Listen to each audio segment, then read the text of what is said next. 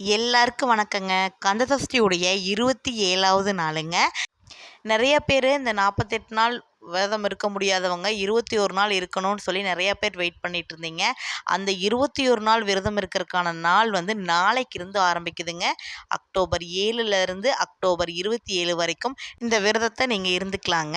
இந்த விரதம் வந்து பார்த்திங்கன்னா செவ்வாய்க்கிழமையிலேருந்து தொடங்குறது அப்படிங்கிறது ரொம்பவே விசேஷமான ஒன்றுங்க. இந்த 48 நாள் விரதம் எப்படி இருக்கிறோமோ அதே மாதிரி தாங்க இந்த 21 நாளும். அதாவது அந்த கடைசி 6 நாள் கந்தசஷ்டி தவிர மிச்சம் இருக்கிற நாட்களில் வந்து பார்த்திங்கன்னா உங்களால் முடிஞ்சதுன்னா ஒரு நேரம் விரதமாக இருந்து வழிபாடு பண்ணலாம். அப்படி இல்லைன்னா 3 நேரம் சாப்பிட்டுட்டு கூட நீங்கள் வந்து சாமி அப்படிங்கிறது கும்பிடலாம். காலையில் சாயந்தரம் கண்டிப்பாக விளக்கேற்றி சாமி அப்படிங்கிறத வந்து கும்பிட்டுக்குங்க. உங்களால் என்ன முடியுதோ அதை வந்து பாராயணம் பண்ணிக்கங்க. கந்தசஷ்டி, வேல்மாறல், திருப்புகழ் எது முடியுதோ அதை பாராயணம் பண்ணி முருகரை வேண்டிக்குங்க.